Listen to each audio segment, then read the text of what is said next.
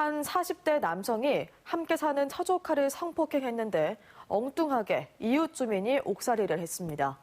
성폭행을 당한 조카의 고모가 남편의 죄를 이웃에게 뒤집어 씌웠던 겁니다. 억울하게 옥살이를 한 주민은 수사를 엉망으로 한 검찰과 경찰을 상대로 소송을 제기했습니다. 송정근 기자입니다. 지난 2016년 11월 곡성에서 자영업을 하던 김모 씨가 성폭행 혐의로 구속됐습니다. 윗집에 사는 17살 직접장애인을 모텔로 데려가 성폭행한 혐의를 받았습니다.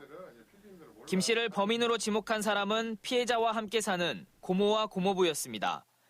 김 씨는 혐의를 완강하게 부인했지만 이듬해 3월 1심 재판에서 징역 6년형을 선고받았습니다.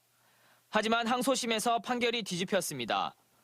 아버지의 결백을 입증하기 위해 백방으로 뛰어다닌 김 씨의 딸이 범인은 따로 있다는 피해자의 법정 증언을 이끌어냈습니다.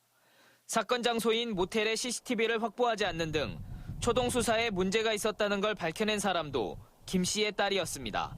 아버지를 다 무죄에 입증을 할 수 있는 많은 증거들이 있었지만 그것들을 다 조사하지 않고 안일하게 봤던 그런 부분들이 저는 수사기관을 과연 믿고 살 수 있을까라는 생각이 많이 들었어요. 뒤늦은 재수사를 통해 드러난 성폭행 범인은 놀랍게도 피해자의 고모부였습니다. 이 같은 사실을 알고 있었던 고모는 남편의 죄를 이웃인 김 씨에게 뒤집어 씌우기 위해 각본까지 짜가며 거짓말을 했습니다. 피해자를 효자손으로 때려가며 허위 진술을 강요했고 남편은 물론이고 큰조카 부부까지 범죄 조작에 가담시켰습니다.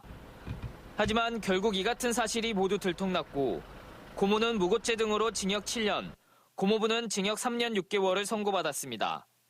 저로 인해서 가족들한테 고통을 준다는 게 가장 괴로웠었고 또 그 안에서 둘째가 유산을 했다고 했을 때는 정말로 죽고 싶었습니다. 이웃의 거짓 증언과 허술한 수사 때문에 10달 동안 억울하게 옥살이를 해야 했던 김 씨. 김 씨는 현재 경찰과 검찰을 상대로 국가 손해배상 소송을 진행하고 있고 김 씨를 파렴치한 성폭행범으로 만든 피해자의 고모는 자신의 형량이 무겁다며 항소한 것으로 알려졌습니다. MBC 뉴스 송정근입니다.